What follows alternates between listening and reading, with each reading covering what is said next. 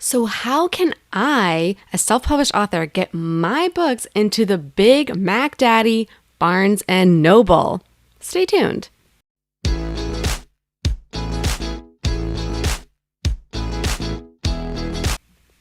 Hi, I'm MK Williams. I'm an author and independent publisher.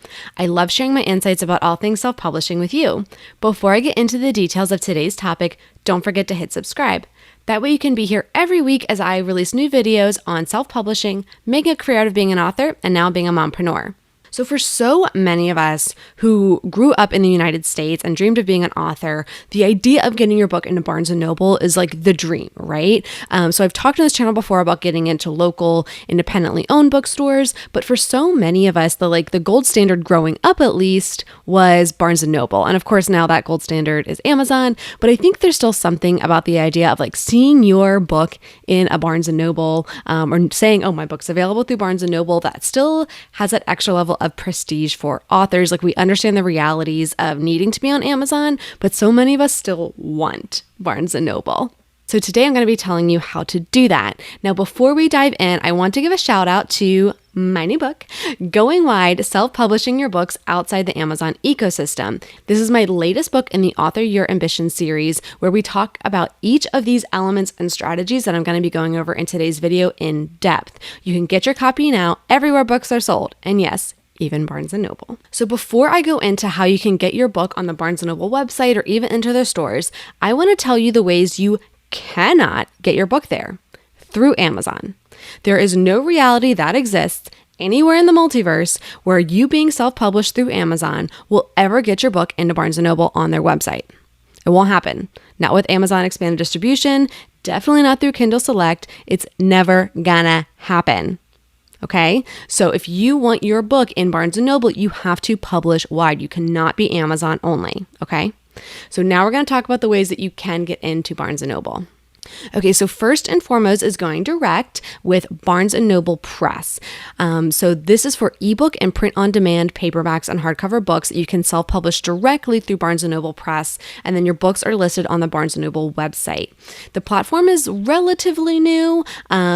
I would say it's about like maybe a year or so old that I've been like hearing about it. I've been able to get my books onto the Barnes & Noble website through aggregators that I've been using for years. So when Barnes & Noble announced this platform, I didn't jump on it because I didn't want duplicate listings. I've heard that there's been some customer service issues to be worked out too. But if you are just starting on your self-publishing journey, this is a really great option to get your ebook and print books on the Barnes & Noble website directly. I get my ebooks on their site through Smashwords and my print books through IngramSpark. Other aggregators like Drafted Digital and Lulu and pretty much all the other aggregators can get your books there as well. Now you'll notice so far I haven't discussed audiobooks. Well, the main way to get your audiobook onto the Nook Audio website is through an audiobook aggregator like Findaway Voices. So to recap, you can self-publish your book directly with Barnes & Noble Press or through any number of aggregators. So for ebooks, that would be Barnes & Noble Press, aggregators like Smashwords, Drafted Digital, or Lulu. For print, that would be Barnes & Noble Press or aggregators like IngramSpark or Lulu. Audiobooks, it would be an aggregator like Findaway Voices. Okay, so that's how to get onto the Barnes & Noble website. Now to get into the Barnes & Noble store, that's a whole nother strategy. So that's probably the real reason you're here, right? You want to see your book in the Barnes & Noble store. So how do you get onto the shelves at Barnes & Noble? What we're going to talk about first is your retail strategy. Then we'll look at your local Barnes & Noble store and then the corporate entity Barnes & Noble and their subsidiaries that are all over the country. The first thing we need to go over is your retail strategy. Now, I've talked in the past about getting my own books into local indie bookstores before, but the main elements are also going to apply here. You have to think about what that bookstore wants. Money. It's simple. You need to make it easy for them to make money off your book or cut their losses if it doesn't sell.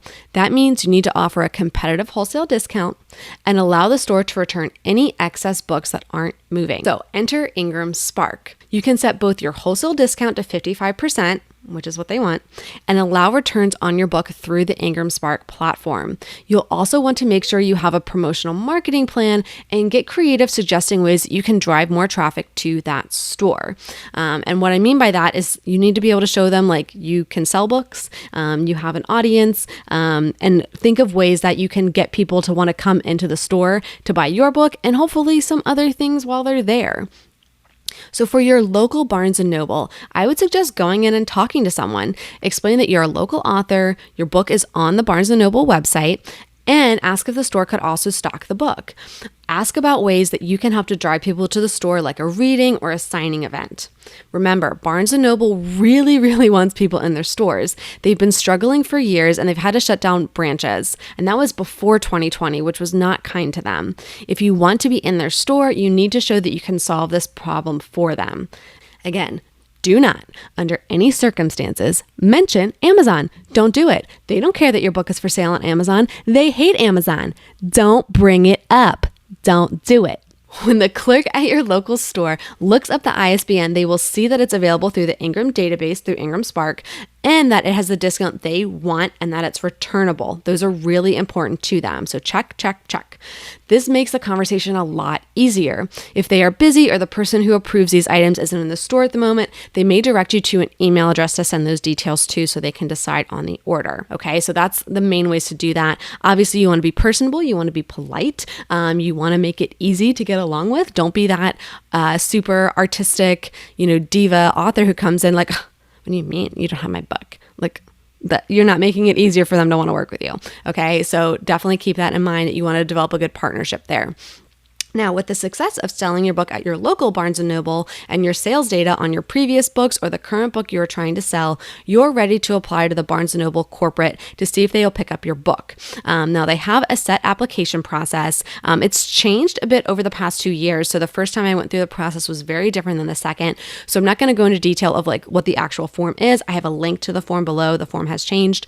But in general, what you want to do is you want to make sure you can show evidence that you have a large enough audience to give them a reason to do a large campaign for the book. Now, say you are an author who lives in Florida, you have a good local community, but you have this huge Twitter following, right? You have this huge Instagram following, you have all these people where you can talk about your book and it sells. Now, you may want to tell them like, hey, looking at my data, I know the majority of my huge following is actually in California, so I would love to be in your stores in California versus like, oh, I should be in Illinois, but like, a really small percentage of my followers might be in Illinois. So like that may not make sense for the business. You want to give them the data behind it to give them the best chance of making it a success to then keep going with it, right? So again, that application that you would fill out is below.